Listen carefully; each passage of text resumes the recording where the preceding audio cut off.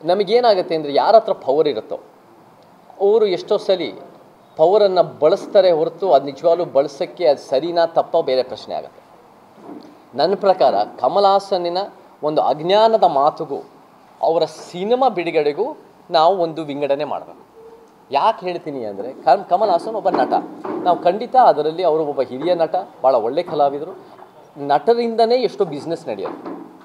ಆದರೆ ಅವರ ಒಂದು ಮಾತಿಂದ ನೂರಾರು ಜನದ ಕೆಲಸಗಳು, ನೂರಾರು ಜನದ ಕರಿಯರ್ಗಳು, ಎಷ್ಟೋ ಕೋಟಿಗಳು ಪ್ರೊಡ್ಯೂಸರ್ ಹಾಕಿರೋದು, ಇದೆಲ್ಲಕ್ಕೂ ಕಷ್ಟ ಆಗೋದ್ರಲ್ಲಿ ನನಗೆ ಅರ್ಥ ಆಗಿದೆ. ಯಾಕಂದರೆ ಅವರು ಒಂದು ನಟ, ಎಷ್ಟೋ ಜನ ನಟರಿರ್ತಾರೆ, ಎಷ್ಟೋ ಜನ ಟೆಕ್ನಿಷಿಯನ್ಸ್ ಇರ್ತಾರೆ. ಸೊ ಕನ್ನಡ ಜನ ನಾನು ಸಿನಿಮಾ ನೋಡಲ್ಲ ಅಂದರೆ ಅದು ಅವ್ರಿಗೆ ಬಿಟ್ಟಿದ್ದು, ಅದು ಅವ್ರ ನಿರ್ಧಾರ. ಆದರೆ ರಿಲೀಸೇ ಮಾಡಲ್ಲ ಅನ್ನೋದು ಅದು ಎಷ್ಟು ಮಟ್ಟಿಗೆ ಸರಿ? ಯಾಕಂದರೆ ಸಿನಿಮಾ ಒಂದು ವ್ಯಾಪಾರ, ಸಿನಿಮಾ ಒಂದು ಕಂಟೆಂಟ್ ಅನ್ನೋ ತೀರ್ಮಾನ ಮಾಡೋದಲ್ಲ, ಸಿನಿಮಾ ಒಂದು ಬಿಸ್ನೆಸ್ಸು. ಆ ಬಿಸ್ನೆಸ್ ಹಾಕಿದ ದುಡ್ಡನ್ನು ರಿಕವರಿ ಮಾಡಬೇಕು. ಸೊ ಅವ್ರ ಸಿನಿಮಾ ಯಾರೋ ಡಿಸ್ಟ್ರಿಬ್ಯೂಟರ್ ಬಂದರೆ ಅದು ರಿಲೀಸ್ ಮಾಡೋಕ್ಕೆ ಬಿಡಬೇಕು ಹೊರತು ನನಗೆ ಅವ್ರ ವಿಚಾರಗಳನ್ನ ಖಂಡಿತ ಖಂಡಿಸಬೇಕು.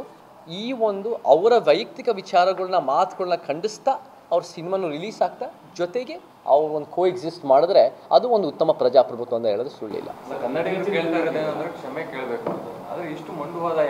ಖಂಡಿತ ಅದು ಅವ್ರನ್ನೇ ಕೇಳಿ. ಅವರು ಮಂಡುವಾದ ತೋರಿಸಿದರೆ ಅವರು 70 ವರ್ಷ ಅವ್ರಿಗೆ ಇವಾಗ 40-50 ವರ್ಷದಿಂದ ಅವರು ಒಳ್ಳೊಳ್ಳೆ ಸಿನಿಮಾಗಳಲ್ಲಿ ಭಾಗಿಯಾಗಿ ಭಾಳ ಅದ್ಭುತ ಕಲಾವಿದರು.